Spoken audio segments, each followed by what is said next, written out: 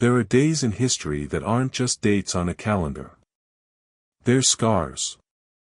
Days when the thin mask of civilization is ripped away so completely that what's left becomes a lesson, a warning burned into our memory. This is the story of one of those days. It's the story of a proud city, a defiant people, and a slaughter so absolute that it gave birth to a new word for total destruction. This is the story of a rescue that never came, an inferno that consumed everything, and the day the world learned a new name for atrocity. It wasn't a battle in the way we think of one. It was an extermination. It was the day a city became a tomb, and its fate became a dark legend. In the spring of 1631, the city of Magdeburg stood as a bastion of defiance on the banks of the Elbe River. It was a jewel of northern Germany, one of the nation's most prosperous cities, with a population swelling to over 25,000 proud souls. But it was more than that. In an age when Europe was tearing itself apart over faith, Magdeburg was the defiant heart of Protestant resistance, a city that proudly called itself God's chancellery. But now, that heart was under siege. Since March, for 2 long months, the city had been encircled and bombarded by the overwhelming might of the Catholic League and the Holy Roman Empire. Outside the walls was an army of around 40,000 battle-hardened mercenaries under one of the most feared generals of the age, Johann Circles, the Count of Tilly. Inside, a garrison of just 2,400 soldiers and a desperate citizenry clung to their faith. Their supplies were dwindling, their outer defenses were crumbling, and exhaustion was a plague spreading through the streets. Yet, they refused to surrender. They placed their hope in a promise. A promise from a distant king, the Lion of the North, Gustavus Adolphus of Sweden, who had sworn to protect them. They just needed to hold on. And so, day after day, they scanned the horizon, praying for Swedish banners, listening for the trumpets of a relief army they believed was just hours away. They were wrong. The rescue would never arrive. To understand the tragedy of Magdeburg, you first have to understand its pride. This wasn't just any city, it was a symbol of rebellion and faith. Magdeburg was one of the very first major cities to embrace Martin Luther's Reformation, and its history was steeped in defiance against the Catholic emperors who wanted to bring their Protestant subjects to heel. It had a long history of resistance, and as recently as 1629, it had defied imperial decrees, a victory reportedly celebrated with songs in the streets.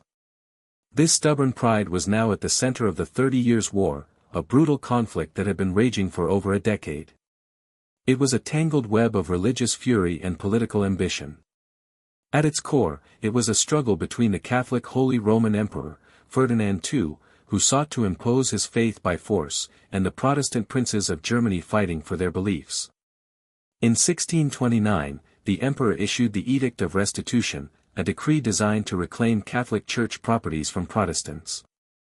Magdeburg was a prime target, and its refusal to comply made it an enemy of the empire.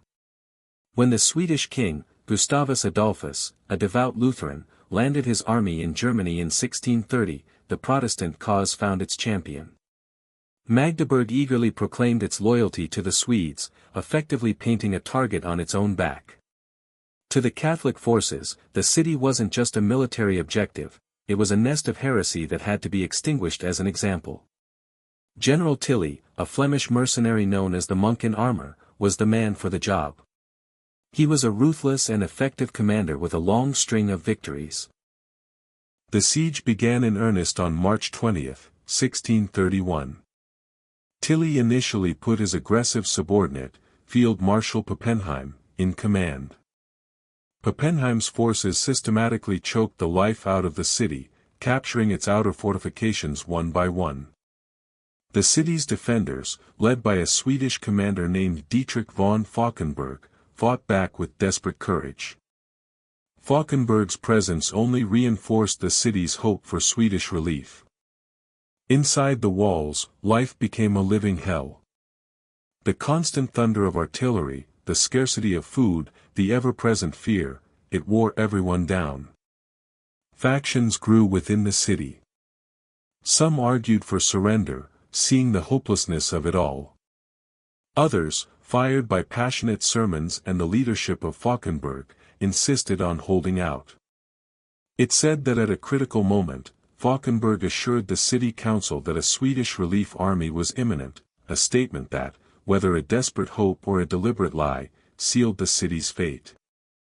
They chose to defy the empire one last time.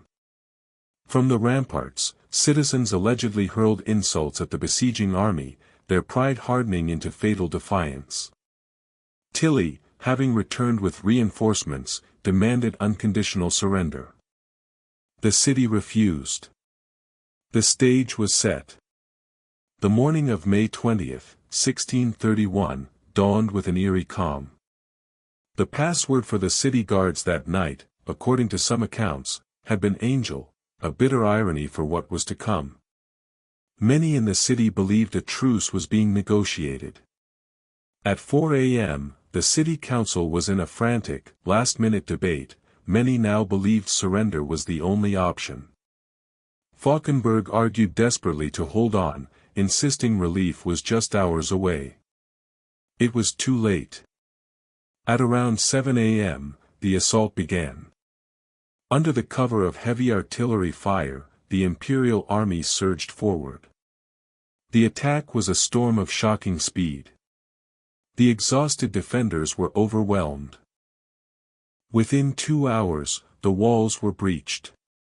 Imperial forces under Pappenheim stormed the ramparts and smashed their way through a gate, throwing it open for the entire army to pour into the city like a flood.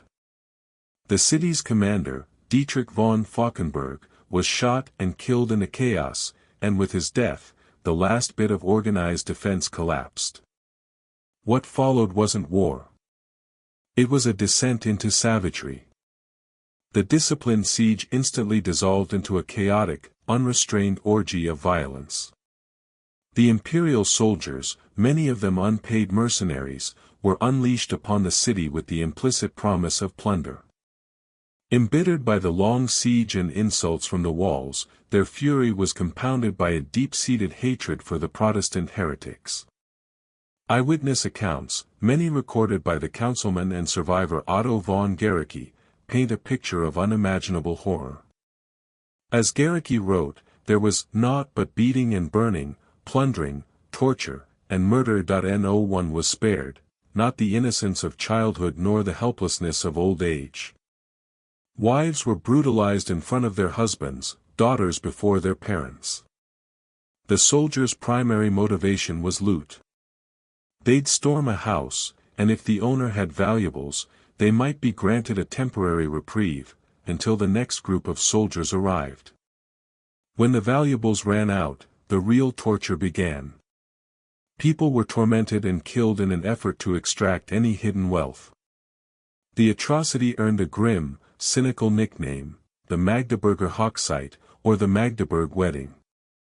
The city, often represented as a virgin on its coat of arms, was being brutally wedded to the empire in a ceremony of blood and fire. The cruelty was systematic. Some officers, horrified by what they had unleashed, reportedly begged Tilly to stop the carnage. His chilling reply was said to be, "Return in an hour." The soldier must have something for his danger and toil. In a letter written after the sack, General Pappenheim himself seemed awestruck by the devastation, reportedly writing, "I believe that over 20,000 souls were lost.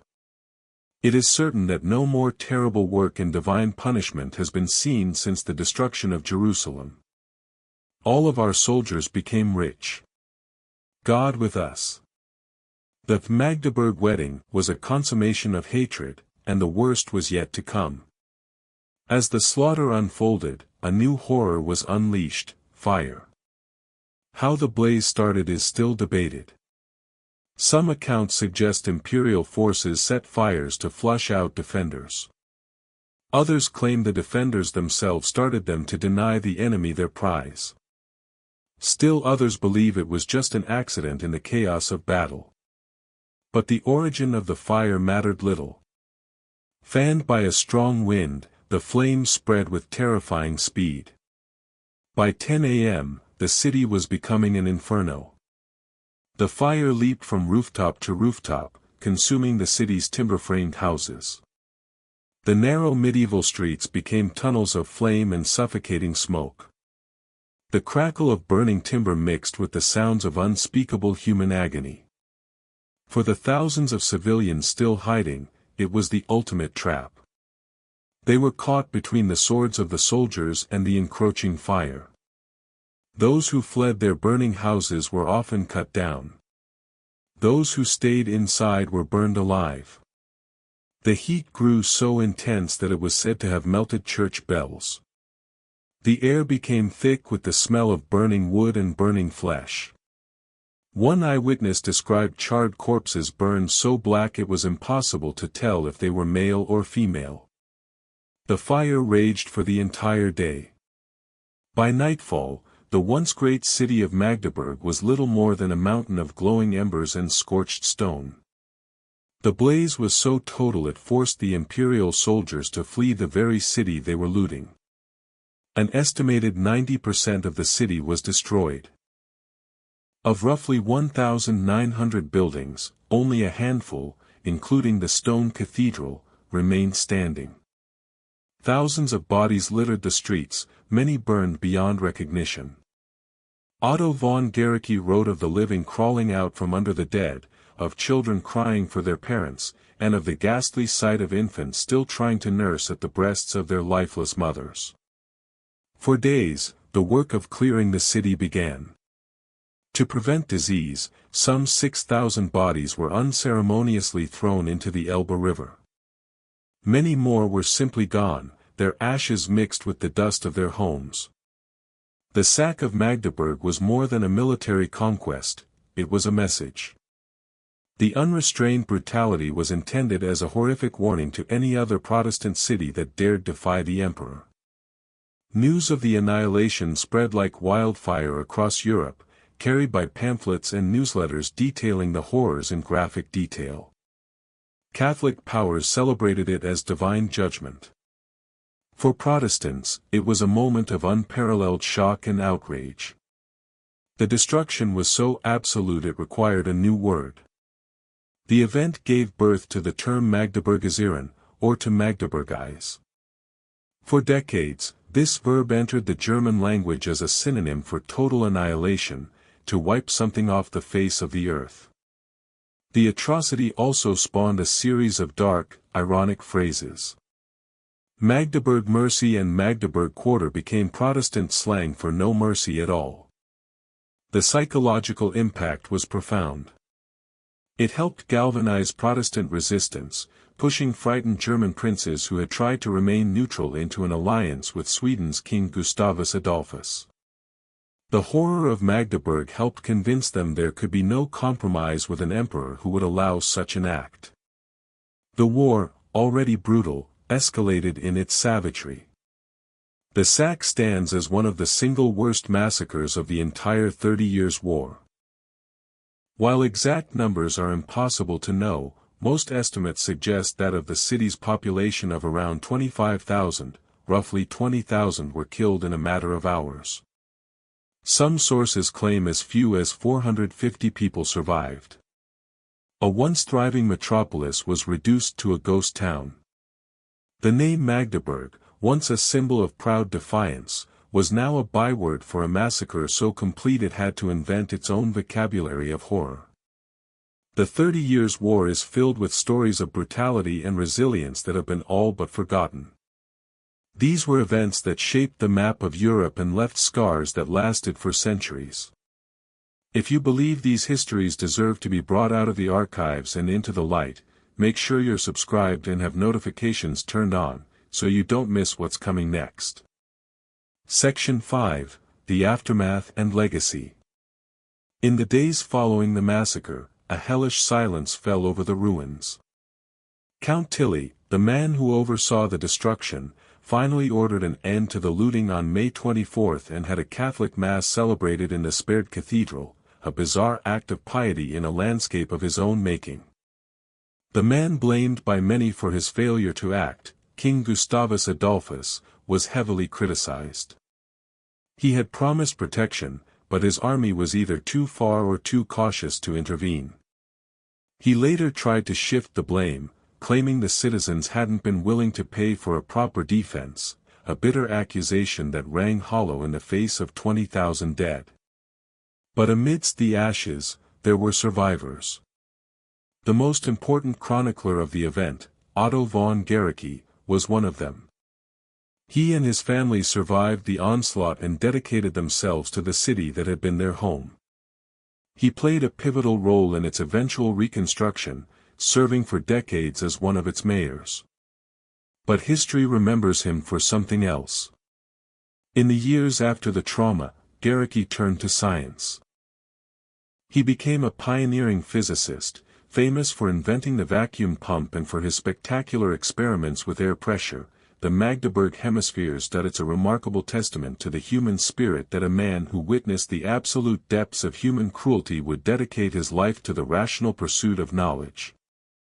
His detailed account ensures the event is not lost to myth, but grounded in the terrifying testimony of an eyewitness. The war, of course, didn't end. It raged on for another 17 years, fueled in part by the desire for revenge the sack had ignited. Tilly, the architect of the Magdeburg Wedding, didn't enjoy his victory for long. Just months later, his army was crushed by Gustavus Adolphus at the Battle of Bredenfeld. Tilly himself was wounded in a later battle and died the following year. The war would continue to devastate Germany, ultimately claiming millions of lives. The legacy of Magdeburg is a stark reminder of what happens when religious fanaticism, political ambition, and the chaos of war converge.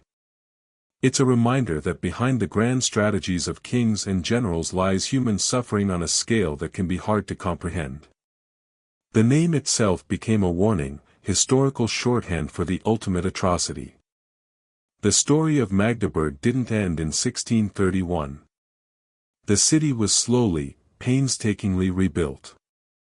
Remarkably, it would be almost completely destroyed again over 300 years later by Allied bombing in World War II. Yet today, Magdeburg is once again a thriving city, having celebrated its 1200th anniversary.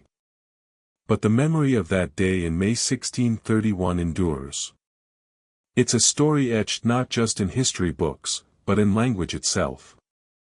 It serves as a permanent, chilling reminder of the fragility of civilization and the terrifying depths to which humanity can sink. The fire that swallowed a city left behind more than just ash and bone, it left a lesson, written in blood, about the true cost of hatred.